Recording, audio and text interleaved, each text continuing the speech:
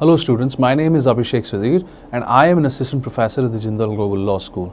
Welcome to the UGC's EPG Pathshala project. Today we will be dealing with paper number 4 on civil and political rights, module number 24, judicial pronouncements on the rights of prisoners in India. The state in India is under an obligation to protect the human rights of its citizens as well as to protect the society at large, and is authorized to do so by the Constitution of India. To protect its citizens from any possible abuse of this authority, they are given certain basic privileges recognized by the Constitution. Elevation of such claims to the status of rights gives the citizens the capacity to evoke the power of the judiciary to protect them against violation of such rights by the state, as well as to seek redressal. The Indian freedom movement played a crucial role in initiating the process of identifying certain rights for prisoners. After independence, the Constitution of India conferred a number of fundamental rights upon its citizens. It's worth noting at this stage that many of India's freedom fighters themselves were prisoners for long periods of time, sometimes stretching into years, like Jawaharlal Nehru and Subhash Chandra Bose and Mahatma Gandhi, to name a few.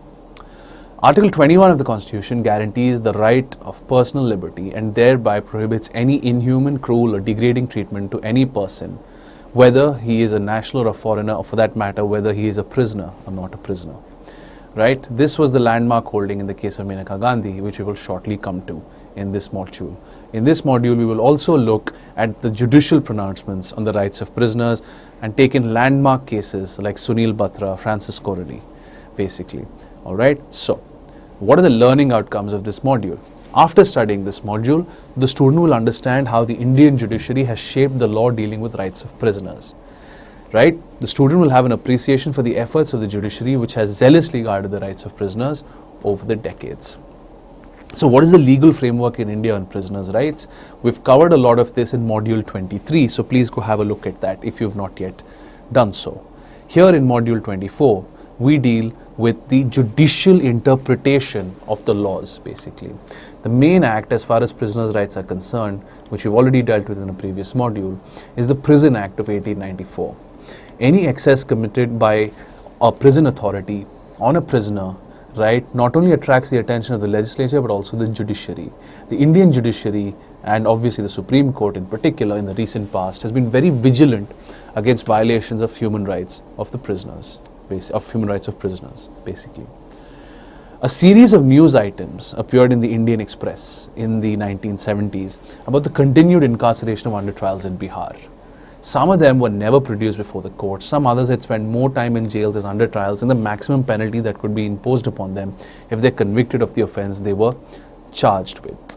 Essentially, the plight of under trials in Bihar was the catalyst for the movement to bolster the rights of prisoners in India. The Supreme Court issued a writs of habeas corpus for under trials, basically. The writ of habeas corpus means you shall produce the body. We will come to this writ later in this module. The Supreme Court has stated there can be little doubt after the dynamic interpretations placed by this court on Article 21 in Maneka Gandhi versus Union of India that a procedure which keeps a large number of people behind bars without trial so long cannot possibly be regarded as reasonable, just or fair, so as to be in conflict with the requirement of the article, essentially, so as not to be in conflict with the requirement of the article. What that basically means, the court is trying to say, is that under trials, basically, right, when you keep them in prison for such an extended period of time in prison, that violates the right under Article 21, which prevents cruel, inhuman and degrading treatment, right, and it also violates the procedure established by law. The procedure established by law must be reasonable and not arbitrary or capricious, basically. So, essentially, the Supreme Court early on, like in the 70s, right, recognized the need for reform and the need to actually lay down explicit rights of prisoners in India. The need for prison reform, the need has come into sharp focus during the last 3 to 4 decades. The Supreme Court and the High Courts have commented upon the deplorable conditions prevailing inside the prisons, resulting in violation of prisoners' rights. Prisoners' rights have become an important item in the agenda for prison reform. So the Supreme Court's activism must be noted. The Indian Supreme Court has been active in responding to human rights violations in India's jails and has in the process recognized a number of rights of prisoners by interpreting Article 21, right to life and liberty, Article 19, freedom of speech and expression, Article 22 relating to preventive detention, Article 32 relating to the right to approach the Supreme Court for redressal, Article 37 and 39 of the Constitution dealing with equal justice and free legal aid, basically. Given the Supreme Court's overarching authority, these newly recognized rights of prisoners are binding on the state under Article 144 of the Constitution of India, which provides that the law declared by the Supreme Court shall be binding on all courts within the territory of India. Now we come to some specific judicial pronouncements on the rights of prisoners in India. The following are the reasons cited in various case laws for which prisoners' rights were recognized and upheld by the Indian judiciary. Convicts are not by mere reason of the conviction denuded of all the fundamental rights which they otherwise possess. This was what Justice Krishna Iyer said in the landmark case of Sunil Batra versus Delhi administration, which we will come to shortly.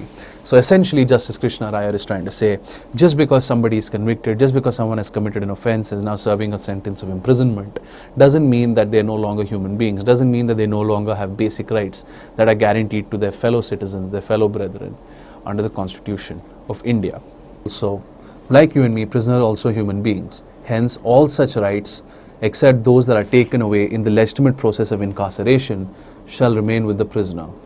These include rights that are related to the protection of basic human dignity, as well as those for the development of the prisoner into a better human being. This was what the Supreme Court said in the case of Charles Sobraj, known as the Bikini Killer, right? So essentially, what is the Supreme Court saying? They are saying that prisoners are human beings, right? Their rights, except those that are taken away as a result, as a consequence of legitimate incarceration, will remain, basically, right? And these rights include the right to their protection of dignity, as well as those rights necessary for the development of the prisoner into a better human being. The court has also said that if a person commits any crime, it does not mean that by committing a crime, he or she ceases to be a human being, and that he or she can be deprived of those aspects of life which constitutes human dignity. Quite repetitive, but so important that it's worth repeating. It is increasingly being recognized that a citizen does not cease to be a citizen merely because he has become a prisoner. So you continue to be a citizen.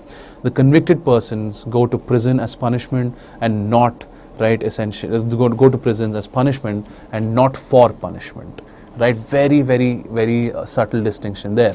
A convicted person is sent to prison because it's punishment. He's not sent to prison for punishment, right? The punishment, right, of being deprived of your liberty, of being sent to a prison is enough. You should not be subject to further punishment when you're in prison.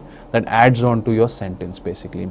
The prison sentence has to be carried out as per the court's orders, and no additional punishment can be inflicted by the prison authorities without prior sanction. This is what the Supreme Court said in the landmark case of Sunil Batra versus Delhi administration. Prisoners depend on prison authorities for almost all their day-to-day needs, and the state possesses control over their life and liberty. The mechanism of right springs up to prevent the authorities from abusing their power. Prison authorities have to be, therefore, accountable for the manner in which they exercise their custody over persons in their care, especially as regards their wide discretionary power. Because with great discretion always comes great power, right? And with power, there is always the possibility of that power being abused, especially by prison authorities. Therefore, it's extremely necessary to have strict enforcement mechanisms, right? You have the judiciary and the executive giving effect, in essence, to the laws passed by the legislature. Now, imprisonment as punishment is now rethought of as rehabilitative punishment. This involves a philosophy that individuals are incarcerated so that they have an opportunity to learn alternative behaviors to curb their deviant lifestyles. Correction, therefore, is a system designed to correct those traits that result in criminal behavior. The rehabilitative model argues that the purpose of incarceration is to reform inmates through educational, training, and counseling programs.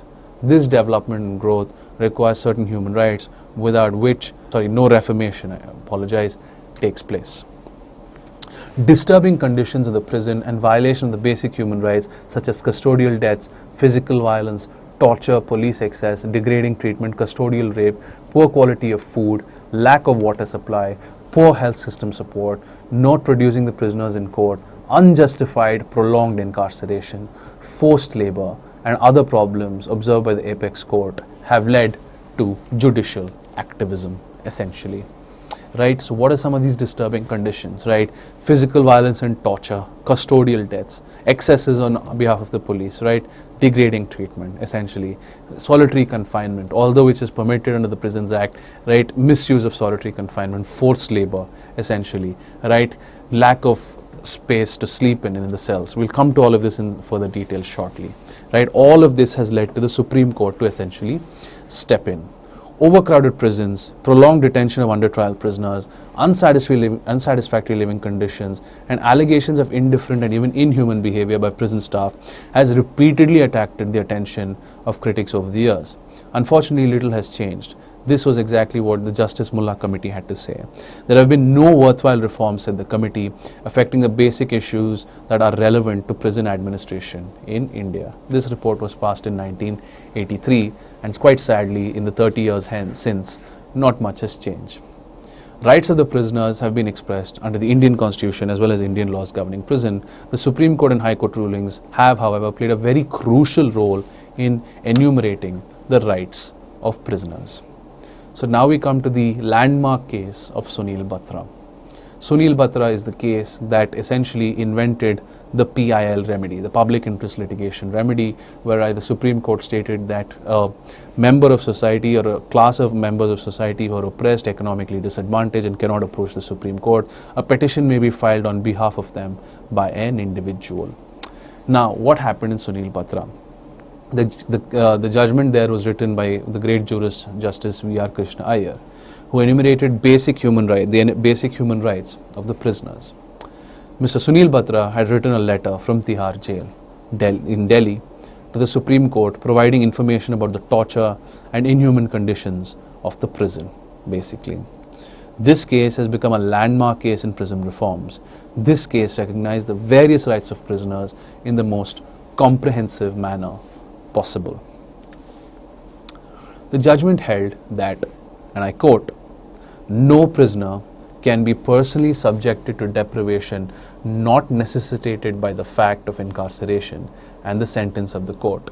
All other freedoms belong to him to read and write, to exercise and recreation, to meditation and chant, to comforts like protection from extreme cold and heat, to freedom from indignities such as compulsory nudity, forced sodomy, and other such unbearable vulgarity, to movement within the prison campus subject to requirements of discipline and security, to the minimal joys of self-expression, to acquire skills and techniques." A corollary of this ruling is the right to basic minimum needs necessary for the healthy maintenance of the body and development of the human mind. This umbrella of rights would include a right to proper accommodation, hygienic living conditions, a wholesome diet, clothing, bedding, timely medical services, rehabilitative and treatment programs. So essentially, you see Justice Krishna Iyer in his judgment has been so comprehensive. He has covered everything. Most of this is self-explanatory. Most of this we take for granted in our day-to-day lives.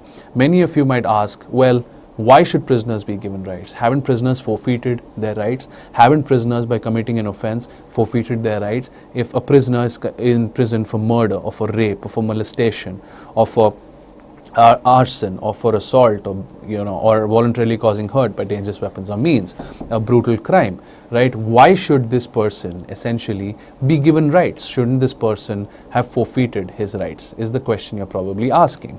But that being said, you again go back to the purpose of the prison system. Is the purpose of the prison system to rehabilitate? Or is the purpose of the prison system for retribution, basically? Is the purpose of the prison system an eye for an eye? In India, it appears that it's not, right? And the judgments of the Supreme Court, especially Sunil Batra, give effect to the principle of reformation. You cannot expect somebody to be reformed if they are treated like animals, essentially. If they are treated and they are caged, basically. You don't give them clothing, violate their personal space. Right now, again, the argument is, well, these people have done the same to their victims in cases of offenses against the person. Why should they not be? Why should the same not be done to them? Again, it's not retribution, it's reformation. The hope is that one prisoner being reformed will lead him to influencing another 2 or 3 or 4 people who from committing a crime. Right? Again, we take the example of Yaqub Memon, who was executed recently. Right? He was known as a model prisoner who was well behaved, who got educational degrees while he was in prison, was a chartered accountant by trade, spoke very good English, and learned and also helped the other inmates in the prison learn how to speak English. He essentially taught them English. So that showed that he was treated with dignity, right? He was not treated in a undignified manner just because he was a terrorist who was convicted in the Bombay bomb blast. The Indian state, the Supreme Court has said, must ensure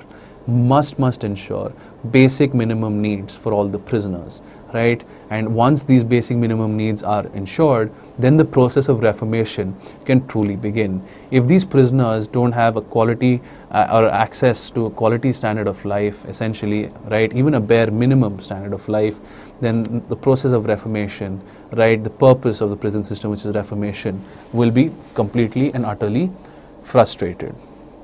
In Sunil Batra versus Delhi administration, the practice of keeping under trials with convicts in jail was regarded by the Supreme Court as inhumane. The court held that it offended the test of reasonableness in Article 19 and fairness in Article 21.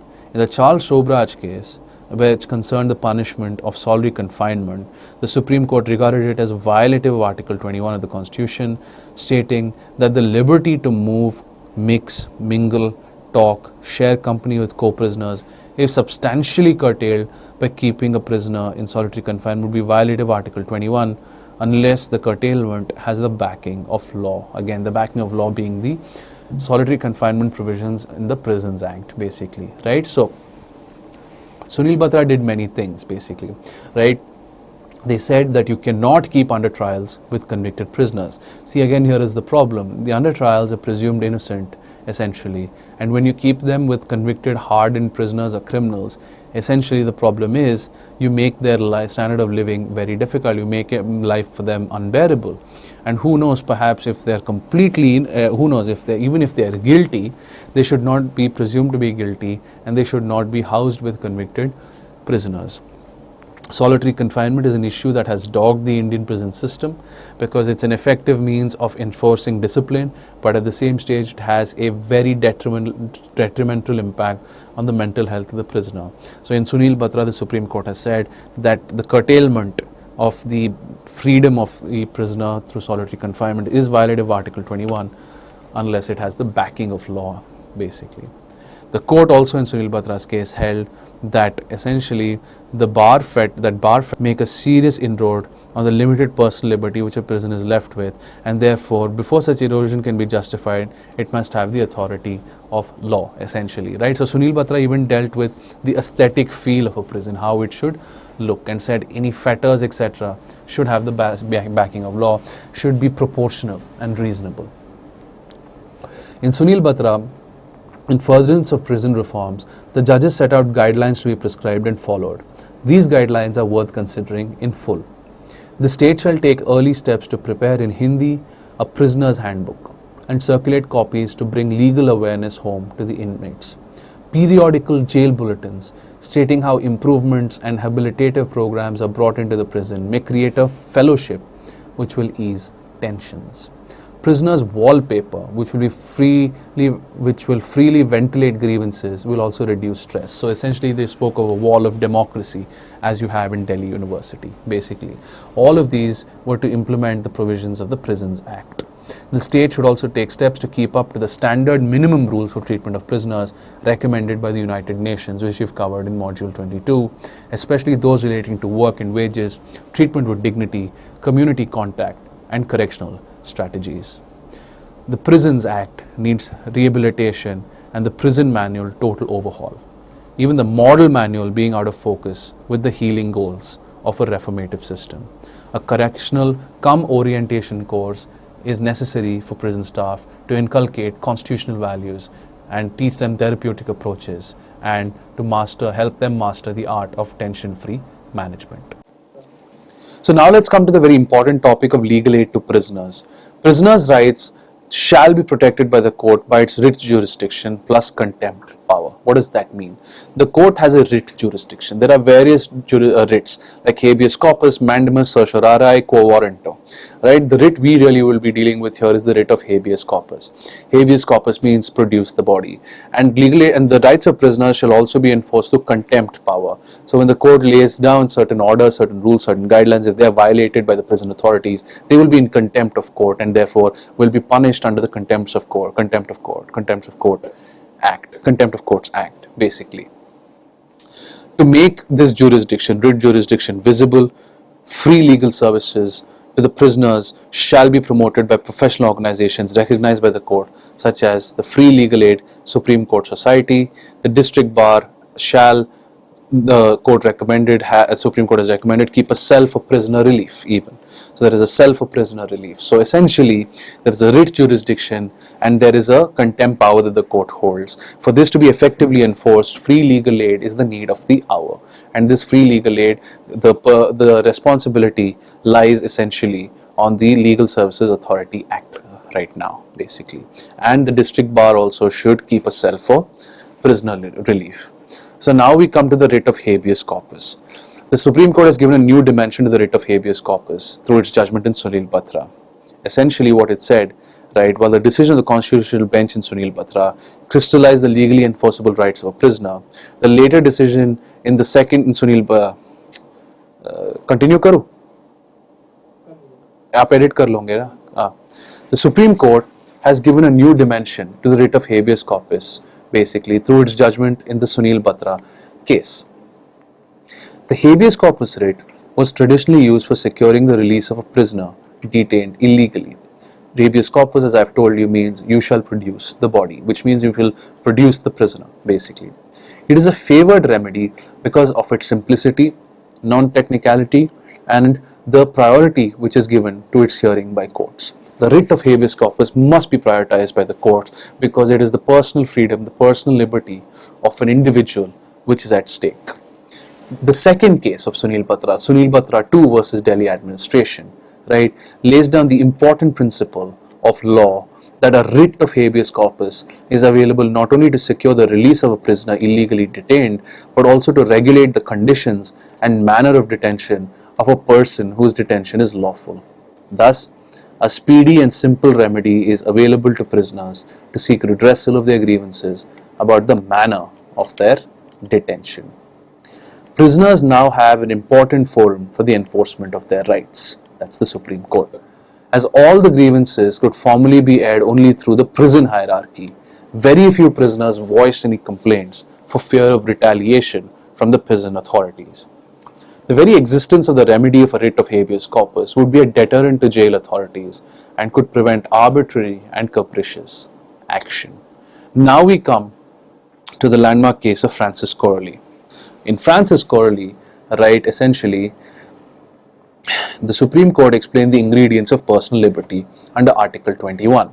The case of Francis Corley arose out of the rights of a detainee to have an interview with his or her family members and lawyers.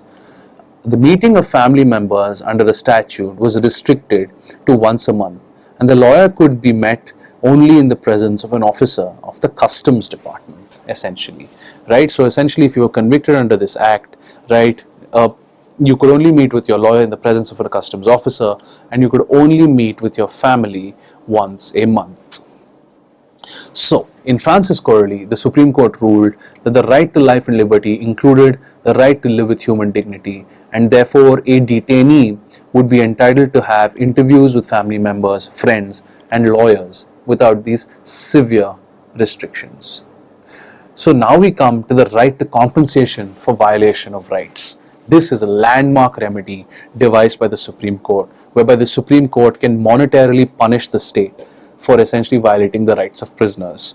Monetary penalties are perhaps the best method of enforcing rights, and though pretty draconian, right, they will be used only in exceptional circumstances. The landmark judgment on the right to compensation for violation of rights of prisoners by the judiciary is the right to compensation in cases of illegal deprivation of personal liberty, the Rudal Shah case basically, Rudal Shah versus State of Bihar. Rudal Shah versus State of Bihar is an instance of breakthrough in human rights jurisprudence. The petitioner Rudal Shah was detained illegally in prison for more than 14 years. He filed a habeas corpus petition before the court for his immediate release and inter alia prayed for his rehabilitation, cost, medical charges, and the compensation for his illegal detention for all those years. After his release, the question before the court was whether, in exercise of its jurisdiction under Article 32, whether they could actually pass an order for payment of money. Right? Article 32 allows the citizen to enforce the Supreme Court for the enforcement of his constitutionally guaranteed rights. So the Supreme Court had to consider in Rudal Shah versus State of Bihar whether they could make an order for payment of money against the state, an order for compensation, whereby the state would compensate the under trial prisoner for being held for 14 years.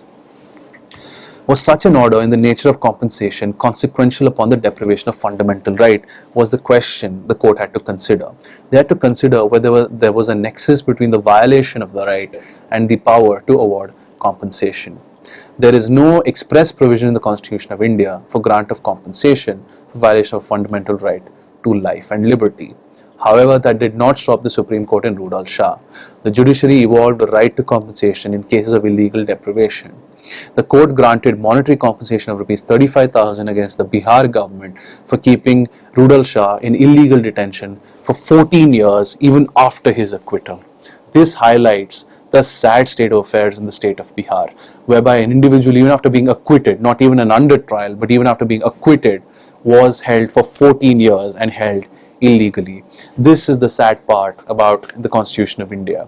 Essentially, though it is a fabulously written and drafted document, very few common people have a knowledge of its provisions, let alone the Constitution. People don't even have the understanding that once they've been acquitted, they have a right to be released. Rudal Shah lost 14 years of his life. The Supreme Court felt that it had to do something about this. It therefore ordered the state of Bihar to pay Rs 35,000 in compensation to Rudal Shah, thereby sending a strong message that the violation of prisoners' rights will not be taken lightly by the highest court in the land. Therefore, the court departed from the traditional approach, ignored the technicalities, and granted Rudal Shah compensation. So, what is the importance of the decision of Rudal Shah? The decision in Rudal Shah was important in two respects. Firstly, it held that violations of a constitutional right can give rise to a civil liability enforceable in a civil court. And secondly, it formulated the basis for a theory of liability under which a violation of the right to personal liberty can give rise to civil liability. So essentially in Rudal Shah, what the court said is, Rudal Shah has already been through so much, so we should not expect Rudal Shah now to approach a civil court and ask for damages. We will award him compensation under his writ petition under Article 32. Essentially, and therefore Rudal Shah is nothing short of revolutionary, because once again it makes the enforcement of prisoners' rights that much more easier, and the Supreme Court has in the last 3 or 4 decades been willing to go past the letter of the law, be willing to go past the technicalities, and has been willing to look at the spirit of the law, essentially to give fundamental rights a definitive content. The decision Rudal Shah focused an extreme concern. The decision Rudal Shah focused an extreme concern to protect and preserve the fundamental right of a citizen. Rudal Shah also calls for compensatory jurisprudence for illegal detention in prison. In India, courts have acknowledged and several judgments also have recognized a wide array of fundamental and other rights of prisoners. We will now come up with a brief table which enumerates the broad categories of rights which are not exhaustive, as this field is still developing and slowly evolving. These rights have been drawn from various case laws. Though these rights are articulated in the case laws, they do not reach the poor prisoners. There are still many rights that are not recognized by the Indian system. So what are the rights that have emerged, the rights of prisoners that have emerged from Indian case law? First, they have the right to be lodged appropriately based on proper classification. They must be based on classification. Are they a death row prisoner? Essentially, are they awaiting execution? Have they been convicted? Are they under trial? Essentially, a special right of young prisoners to be segregated from adult prisoners has also been recognized in various case laws. The rights of women prisoners have also been enumerated, essentially, and courts have encouraged the hiring of more female staff, prison staff. The right to a healthy environment has also been recognized. The right to bail has also been recognized, and as Justice Krishna Iyer put it, the general rule is bail, not jail. In the landmark case of Hussain Ara Khatun, the right to speedy trial was recognized in the judgment of Justice Bhagwati, where he said that you cannot have people languishing in jails for days, months and years while the trial is being conducted. The right to free legal services was initially recognized by the Supreme Court in various cases, Hussain Ara Khatun again, but was given definitive expression in the Constitution of India and the subsequent passing of the Legal Services Act and the creation of the National Legal Services Authority. They've also recognized the right to basic needs such as food, water and shelter.